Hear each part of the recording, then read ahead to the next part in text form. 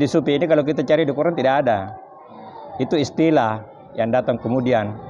Yang ada adalah takwa. Ya. Jadi sufi ini adalah seperti yang dikatakan tadi, usaha untuk mensucikan kalbu, jadi disebut dengan kalbu salim. Artinya kalbu yang berserah diri kepada Allah. Jadi mereka itu berpegang pada salah satu ayatnya itu pada surat Al-Maidah, yaitu yang dikatakan itu bahwa mataul dunia kalilun, nikmat dunia itu sedikit, ya. Wal akhiratu khairun liman taqwa, dan akhirat itu yang banyak atau yang baik bagi orang yang bertakwa. Jadi itu mereka beratkan. Sekarang persoalannya begini. Kalau sufi itu kan banyak melakukan, ya sufi itu kelompoknya ya, atau orangnya ya. Sedangkan tasawuf itu adalah jalan untuk mendekatkan diri kepada Allah, berserah kepada Allah. Itu bagus juga. Hanya persoalannya ini, kalau semua orang melakukan ini, siapa yang melakukan dakwah kepada sesama? Siapa melakukan tugas sebagai khalifatul fil ard?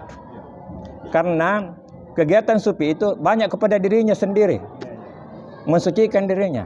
Ya. Ilmunya juga dilakukan untuk dia. Jadi memang bagus, tapi jangan semua orang ke situ. Karena tugas sebagai tugas kekhalifahan dunia ini banyak ini. Ya. Memang nikmat tasawuf, apalagi dibersihkan, dia akan mendapatkan sampai kepada nikmat, sampai kepada kesab. Nikmat itu, tapi ini nikmat untuk dirinya. Bagaimana dengan saudara-saudara di sekitarnya? Nah, itu jadi ini tidak salah, tetapi kalau orang semua mengarah kepada sufi, sebenarnya akan banyak masalah dihadapi. Ya, salah satu kemunduran Islam di abad-abad setelah abad ke-7, karena banyaknya orang-orang yang mendalami ilmu ini, sehingga akhirnya kita dijajah dari segi politik dan kekuatan. Salah satu katanya, ya ekonomi. Jadi itu bagus, tapi memang perlu kita berbagi. Ada yang melakukan dakwah, karena sufi itu lebih cenderung kepada diri sendiri dan memang nikmat. Oke. Ya itu sekarang tambahan saja. Makasih. Assalamualaikum warahmatullahi wabarakatuh. Saya baru dengar beberapa hari lalu atau beberapa bulan lalu itu ada istilahnya Pak Prof Husni Tandra itu sufi modern. Ya. Jadi hati tetap bersih kepada Allah, tapi usaha kita tetap ada untuk orang lain yang hidup dengan kita, di sekitar kita, tetangga kita, dan saudara-saudara kita seiman dan seakidah. Nah, itu perlu. Jadi bagaimana hati kita ini selalu dalam keadaan bersih di hadapan Allah Subhanahu wa taala. Ada itu kata-kata yang pernah disampaikan Pak Nur itu di dalam Al-Qur'an, qaulan baliga. Katakanlah sesuatu yang sampai menusuk hati seseorang itu. Jadi kalau kita sampaikan sesuatu ada terbekas di dalam hati, itu biasanya disampaikan oleh para kiai, muballigh. Nah, itu barangkali yang perlu kita tanamkan. Jadi tidak harus menyendiri ya. Tidak harus menyendiri. Tapi berada di harus tentang masyarakat supaya berbagi untuk masyarakat. Ya, saya kira demikian. Terima kasih. Assalamualaikum warahmatullahi wabarakatuh. Berbicara tentang tasawuf, artinya narasumbernya lebih menekankan pada hati, tentang hati itu bagaimana dia mengingat Allah. Tapi dia tidak menekankan dengan pengenalan itu sendiri terhadap hati yang dia maksud itu. Dia hanya menekankan tentang hatinya. Padahal ilmu tasawuf itu turun dari dua jalur. Pertama dari jalur Abu Bakar dan jalur Sayyidina Ali. Jalur Abu Bakar itu mengatakan ketidaktahuanmu semua tentang ilmu marifat, tentang semua yang dikatakan tentang sufi itu, maka itulah marifatmu, itulah pengenalanmu kepada Allah Subhanahu wa taala. Jadi ketidaktahuan kita, biar kita tidak tahu ya, tetap itulah marifat kita.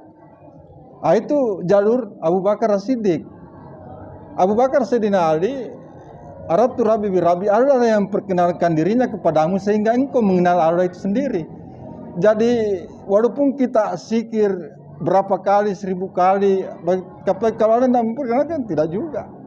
Jadi kita masuk ke jalur Abu Bakar As-Siddiq, ketidaktahuan semua kita, maka itulah marifat kita, itulah hakikat dari diri kita tentang tasawuf itu sendiri. Nah, jadi tasawuf itu ceritanya dia punya kurikulum tersendiri di dalam memahami itu. Artinya dia punya tahapan-tahapan untuk mencapai puncak tasawuf itu. Kita tidak langsung bahwa hati kita ingin langsung mencapai, tidak bisa. Dia punya ilmu ini tidak sembarang, tidak umum untuk diberikan kepada orang, harus melalui tahapan-tahapan. Makanya para guru-guru itu tidak langsung memberi. Harus, karena ilmu itu ibarat suatu wadah yang diberikan ilmu. Tempat itu dibersihkan dulu, baru di ilmu itu ini hanya analog yang saya berikan untuk di ilmu itu sendiri. Tentang sufi itu adalah kebeningan. Karena kita berbicara hati tadi, sufi itu hanya kebeningan hatinya, hanya nama Allah dan Rasulnya. Tidak ada yang lain di dalam dirinya, hanya itu. Maka dia dikatakan sufi. Dan karena dia, makanya Pak Samsul, kita dalam mengalami kemunduran, karena dia fokus hanya itu. Tidak fokus tentang hal, padahal kita ini di dunia ini banyak ragam yang kita maksud. Jadi kalau kita semuanya ke sufi, bagaimana kehidupan ini bisa diatur? Karena orang hanya fokus tentang hati dengan nama Allah, dengan nama Rasul. Hanya itu. Jadi bertasawuf itu adalah bersyariat. Karena awal daripada tasawuf itu syariat, dan ujung daripada tasawuf syariat itu sendiri. Jadi kalau ada orang bertasawuf tidak bersyariat atau tidak mengerti syariat, itu tidak benar. Tapi kalau orang bersyariat tidak mengerti tasawuf, itu wajar. Karena memang tidak sampai ke sana. Ya, hanya itu yang saya dapat tambahkan. Kalau berbicara tentang tasawuf sebenarnya cukup panjang. Jadi ya, sekian. Sedikit saya bukan membantah ya. Sedikit hanya menanggapi tentang pernyataan Pak Ustadz Nur Samsu dengan Bapak Dengimba tentang tasawuf itu tidak meninggalkan kalau orang semua bertasawuf nanti dunia ini tidak akan normal dong kalau begitu kan. Ya, saya hanya mau menceritakan sebuah kisah yang pernah saya dengar dari Pak Kiai, salah seorang kiai di salah satu masjid di Makassar. Beliau menceritakan bahwa di zaman dulu ada seorang sufi terkenal yang tinggal di kota Baghdad di Irak. Nah, ini banyak orang ini mau sekali berguru dengan sufi ini.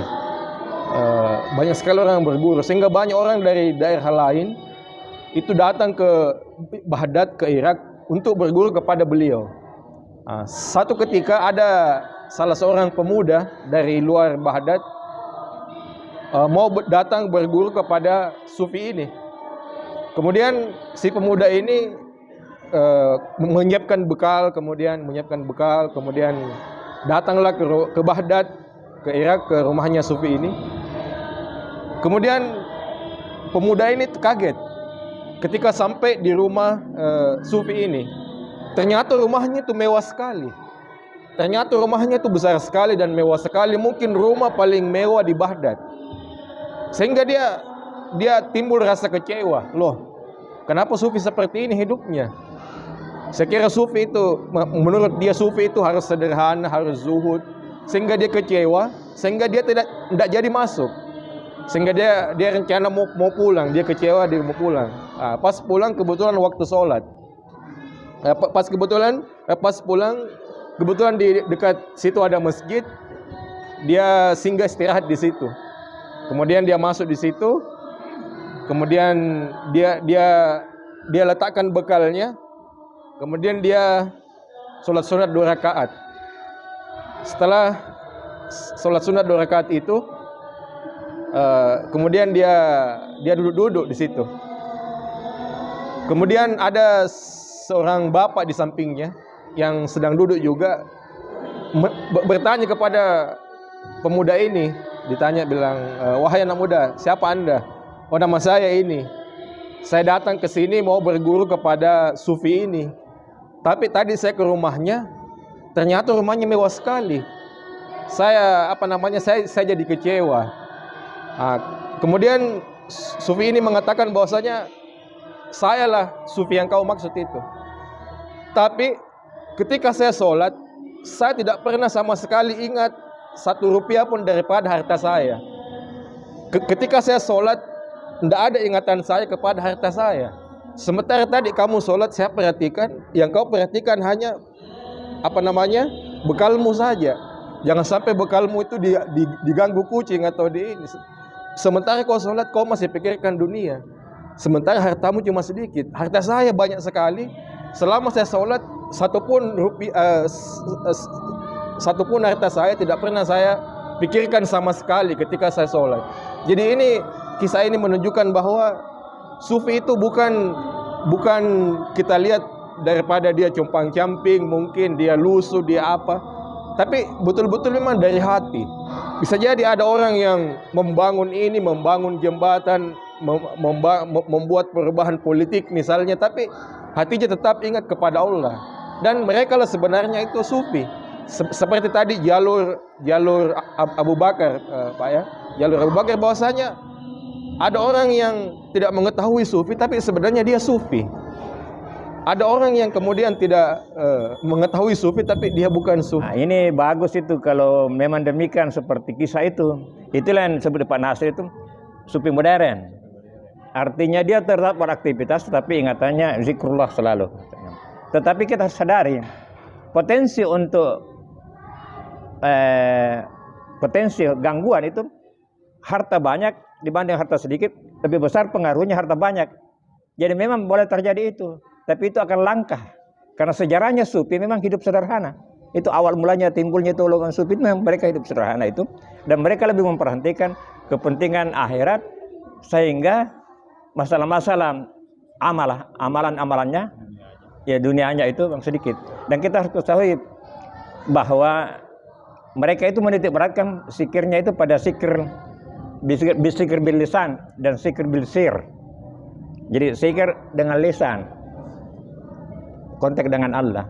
Sementara yang kita istilahkan lah ini pada dasar kita sufi modern adalah zikrullah bil amali bil jasad. Jadi mereka banyak melakukan kegiatan-kegiatan amal. Ya. Dibandingkan dengan orang yang hanya berzikir sepanjang saat, itu bagus juga. Tapi ini zikir hakiki adalah bagaimana dia berbuat dengan nama Allah dan diakhiri dengan alhamdulillah aktivitasnya. Dan kita berharap seperti itu. Tapi potensi gangguannya itu harta banyak atau aktivitas banyak lebih besar gangguannya, kemungkinan gangguannya daripada aktivitas sedikit. Iya. Aktivitas sedikit itu memang tidak banyak gangguannya, tetapi makanya saya katakan bagus juga itu. Tapi saya tidak katakan dengan Mbak, ada kita punya tugas khalifah fil ard. Ya. Jadi silakan banyak berdoa, tapi perlu juga ada yang banyak melakukan amal-amal kebaikan untuk sesama supaya kita maju bersama. Terima kasih, itu terima kasih. Ya. Silakan. Kenapa di abad-abad ke-7 Pak Nur Samsu katakan Islam dijajah waktu itu? Karena orang lebih tertarik tentang sufi itu sendiri. Karena sufi di waktu-waktu itu dia banyak berhalwat, banyak menyendiri, banyak menyepi. Jadi dia agak jauh dari keramaian, jauh dari, dia hanya memikirkan tentang suatu dirinya sendiri dengan Allah, sehingga pekerjaan-pekerjaan lainnya dia tidak. Itu tadi yang dikatakan di Baghdad ada orang kaya, tapi itu tergantung fase orang kaya itu mendapatkan hal seperti itu. Walaupun kita miskin, tapi kalau kita di pikiran kita juga banyak, tidak bisa begitu juga, tidak bisa begitu juga. Apalagi orang kaya. Kenapa sekarang sulitnya kita seperti yang dicontohkan sufi, hanya syarat hanya mengingat Allah, tidak mengingat yang lain? Karena kita sepertinya tidak adil terhadap diri kita. Kita lebih banyak bekerja tentang pikiran kita tentang dunia, dan tidak seakan-akan tidak ada waktu kita dalam satu hari untuk fokus hanya mengingat kepada Allah. Bagaimana mau fokus seperti yang kita contohkan? Orang kaya itu hanya mengingat Allah di saat-saat tidak mengingat sedikit pun tentang hartanya. Di saat sekarang lebih sulit lagi orang seperti ini karena kita lebih banyak bekerja sehingga tidak ada. Padahal kalau kita mau mungkin seperti itu, kita butuhkan waktu 1 jam 1 hari saja untuk mengingat Allah, tapi kita mengingatkan kita tidak ada waktu untuk itu. Jadi seperti itu kan sulit. Jadi walaupun kita kaya, tapi kalau kita punya tahapan tingkatan untuk mencapai itu ya kita bisa. Walaupun kita tidak punya harta, tapi kita tidak bisa juga. Jadi bukan masalah kayanya, bukan masalah miskinnya seseorang. Bagaimana mendapatkan hal seperti itu dan ditempuh jalan itu sendiri ya. Saya kira itu. Makasih.